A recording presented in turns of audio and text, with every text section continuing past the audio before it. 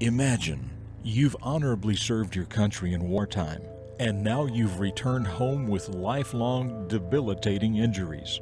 It's unthinkable, but it happens to hundreds, even thousands of our brave warriors, the very people who provide freedom for the rest of us. What about the weeks and months to be spent in rehab and recovery? What about their families? And the mountain of responsibilities that continue on: house payments, car payments, utility bills. And what about the initial time between being injured and weeks later when government paperwork finally catches up? Well, that's where the Wounded Warrior Emergency Support Fund comes in, providing this initial stopgap funding for wounded warriors and their families in 3 locations around the country: Fort Belvoir Military Hospital in Virginia, Walter Reed National Military Medical Center at Bethesda, Maryland, and the San Antonio Military Medical Center. Among the literally thousands who have been helped over the years by the Wounded Warrior Emergency Support Fund, here's just one example. Corporal Robbie Cadino was a U.S. Army medic. He was assisting his wounded sergeant while under fire in Afghanistan when he was shot twice in the chest. After emergency surgery in Germany, he was flown to San Antonio for further surgery and rehab. The Wounded Warrior Emergency Support Fund provided assistance for his wife, Joan, so she could be with him for an extended period of time, and even replaced furniture when their home burned a short time after his release into her care. And as I was going up over the berm and putting it up, I got shot twice with an AK-47 in the chest. I fell to the ground and I had 23 surgeries. I'm missing over half of my small intestines and large intestines. I have shrapnel all throughout my back and through my chest cavity. Collapsed lungs, severed liver, hole in my kidney, a bullet in my spine, in between my L2 and L3.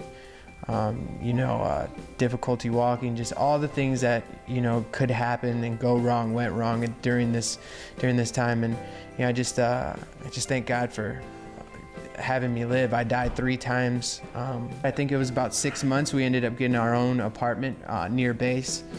We had the apartment for about 30 days, and Joan finally left me by myself. It was the first time I had ever been by myself since the injury, and we had a fire in the house, and everything burnt down, and we pretty much lost everything. And we had no money, we didn't have anything. Of course I still had my military pay, but when you lose everything again, Joni had given up her job, Joni had given up her life to come down to Texas from Ohio. We're just trying to basically survive, like I said, and losing everything again.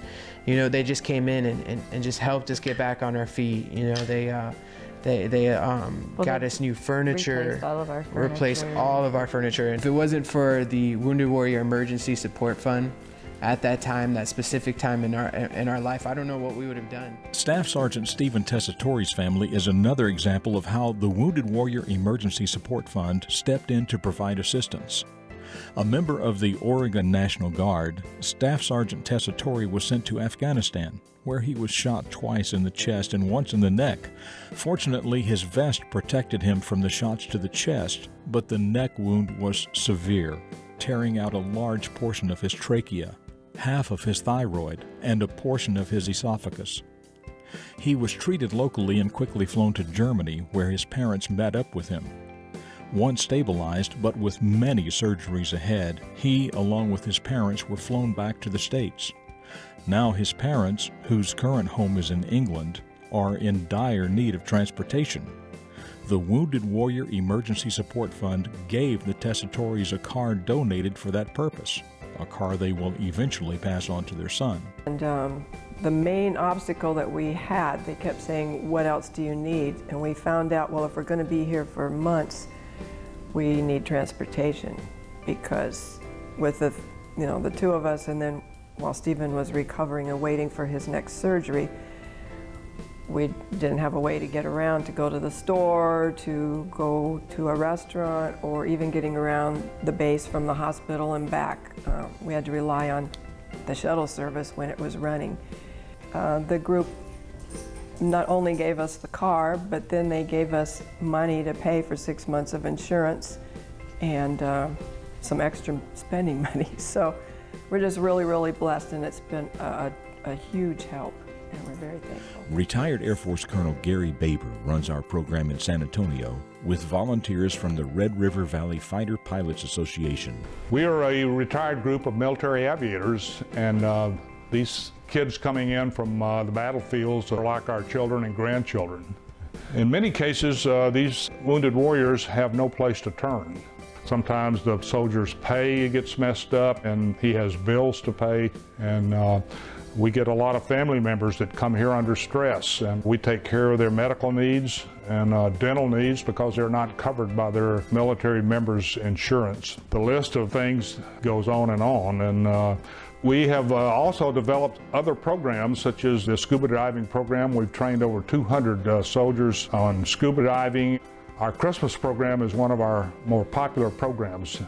Many of these children would not have had any Christmas at all without our help, and we're very proud of that program. The foundation also gave Stephen a check for Christmas presents for his 2 children who couldn't be here with him, and he couldn't be there for Christmas. And so it was, I think, their best Christmas ever that they've ever had, because he just got to tell them, just pick out what you want on Amazon or whatever, and so he could provide that. So that was a very neat thing too for them. They sent us a check at Christmas time so that we could have gifts. For Juliana and Ava. Yeah, and those, I mean, just to be living, you know, from your savings account, like I said, and just to watch it keep going down and down. A couple months later, Christmas rolled around, you know, money is still tight. I was able to get a grant, a very helpful grant from the Wounded Warrior Emergency Support Fund. And obviously it helped out a lot. You know, my daughter and I, you know, I was able to do a lot of things with that for my daughter. My daughter had a very, you know, good Christmas that year. Army Specialist Ronell Presley served in Afghanistan for 1 year, but sometime after the first 6 months, his personality began to change. Becoming more and more apparent to those around him, he was eventually diagnosed with PTSD and was flown back to the States for a lengthy time of psychological examination and treatment. That's when the Wounded Warrior Emergency Support Fund stepped in and pretty much took care of everything. My daughter and my wife were able to come, and I was very fortunate and blessed, obviously. I hadn't seen my daughter in, you know, a while. I mean, I still have certain problems with sleep, very jumpy, you know, my mood swings. I mean, you can ask her, my mood swings a lot sometimes. I mean, I could be happy and then something will go off and I don't want to be bothered.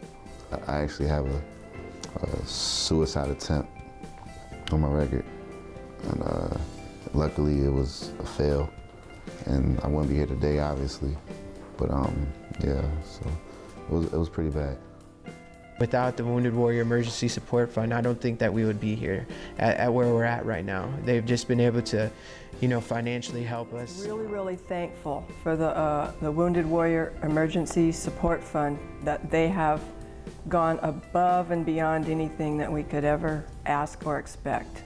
Just really come to our aid, really blessed us, made it so much easier for us to be here with our son at this time. We think it's the right thing to do. There's a lot of programs that the government will not cover, and these kids are under stress and they need help. And we're always there ready to step in and help these soldiers. The Wounded Warrior Emergency Support Fund sincerely thanks you for your continued generous support.